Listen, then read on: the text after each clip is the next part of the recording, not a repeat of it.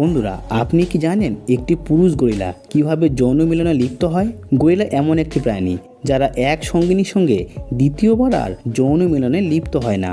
এছাড়া বন্ধুরা, আপনারা কি জানেন গরিলার দাঁত দিয়ে পৃথিবীর সবথেকে মূল্যবান হাতিয়ার তৈরি করা হয় এবং গরিলা এমন একটি প্রাণী যারা একবার রেগে গেলে 20 থেকে 30 জন মানুষকে একাই মেরে ফেলতে পারে। এদের একটি অদ্ভুত বৈশিষ্ট্য হলো এরা রাতের বেলা যৌন মিলন করতে লজ্জা পায়। সমস্ত প্রাণী জগতের গরিলার এমন একটি প্রাণী যারা যুবতী মেয়েদের গন্ধ শুঁকে বুঝতে পারে মেয়েটি ভার্জিন কিনা।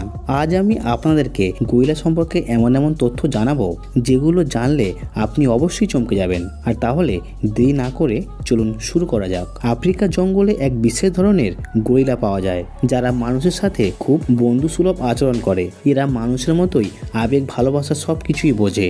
এরা অনেক শান্ত স্বভাবের হয়। তবে গরিলার এই প্রজাতি সমগ্র পৃথিবীতে আফ্রিকা ছাড়া আর অন্য কোথাও এই মুহূর্তে খুঁজে পাওয়া যায় না। তবে অন্য সকল গরিলারা অনেক রাগী ও হিংস্র স্বভাবের হয়ে থাকে। তবে এদের মধ্যে সৃষ্টিকর্তার প্রদত্ত একটি অলৌকিক শক্তি রয়েছে, আর সেটা হলো এরা কোনো যুবতী মেয়ের গন্ধ শুঁকে খুব অনায়াসে বুঝতে পারে মেয়েটি ভার্জিন কিনা। আর যেসব মেয়েদের পাপী বলে মনে হয় এরা তাদের রাগী চোখে দেখে।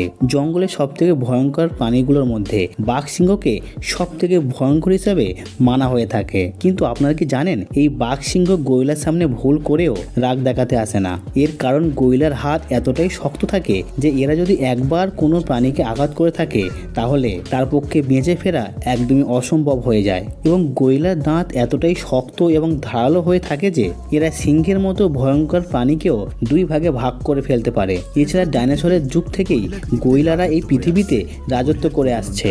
গরিলার প্রজননকালে হাজার হাজার প্রাণী পৃথিবী থেকে বিলুপ্ত হয়ে গেলেও এরা এতটাই খতরনাক প্রাণী যে যারা এখনো পর্যন্ত সমস্ত প্রাণীর সঙ্গে লড়াই করে টিকে আছে। তবে এটা মানা হয়ে থাকে যে যদি কোনো মানুষ ভীতু স্বভাবের হয়ে থাকে আর তাকে যদি গরিলার সামনে কিছুদিন থাকতে দেওয়া হয় আর তাহলে তার মধ্য থেকে সমস্ত ভয় ডর দূর হয়ে যাবে। বন্ধুরা, গরিলা কেন এতটা খতরনাক হয়ে থাকে সেটা আপনি একটু পরে বুঝতে পারবেন। কেননা একবার একটি চিতাবাঘের দল গরিলাকে একা পেয়ে ক্ষুধার্ত অবস্থায় তাকে সবাই মিলে শিকার করতে এসেছিল, কিন্তু গরিলার ওই হাত দিয়ে চিতাবাঘকে একদমই ধরাশায়ী করে ফেলে এবং এই ঘটনা দেখার পর চিতাবাঘের পুরো দল যে যার মতো পালাতে শুরু করে। এখনো পর্যন্ত জঙ্গলে পাওয়া সব থেকে বিধ্বংসী প্রাণীদের মধ্যে গরিলাকে অন্যতম মানা হয়। এরা খুবই বুদ্ধিমান হয়ে থাকে। এবার যদি বলি এদের খাবারের বিষয়, তবে বলে দিই এরা শাকাহারী হয়ে থাকে। এরা খাবার হিসেবে জঙ্গলে লতাপাতা, বাঁশ, কঞ্চি এছাড়াও ফলমূল খেয়ে বেঁচে থাকে। জঙ্গলের প্রত্যেকটি মাংসাশী প্রাণীকে অন্য প্রাণীদের শিকার করে বেঁচে থাকতে হয়, কিন্তু কোনো মাংসাশী প্রাণী গরিলাকে শিকার করার মতো স্বপ্ন কোনোদিনই ভাবে না। এর কারণ এদেরকে শিকার করতে আসা এবং নিজের মৃত্যুকে ডেকে আনা একই ব্যাপার। এছাড়া বন্ধুরা, আপনারা কি জানেন গরিলার যৌন মিলন অন্যান্য প্রাণীদের থেকে সম্পূর্ণ আলাদা হয়ে থাকে। এরা একবার কোনো ফিমেল গরিলার সাথে যৌন মিলন করলে দ্বিতীয়বার সেই ফিমেল গরিলার সঙ্গে আর যৌন মিলন করে না।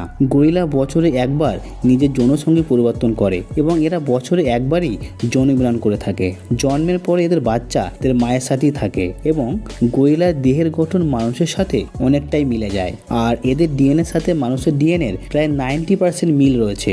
এই কারণে কিছু কিছু বিজ্ঞানীরা দাবি করে মানুষের জন্ম গরিলা থেকে হচ্ছে, যদিও এর কোনো স্পষ্ট প্রমাণ আজ পর্যন্ত পাওয়া যায়নি। আর কোনো ধর্ম এই তথ্যকে একদমই সমর্থন করে না। আর বন্ধুরা, আপনার কি মনে হয় মানুষের জন্ম গরিলা থেকে হয়েছিল নাকি না, তা কমেন্টে অবশ্যই জানাবেন।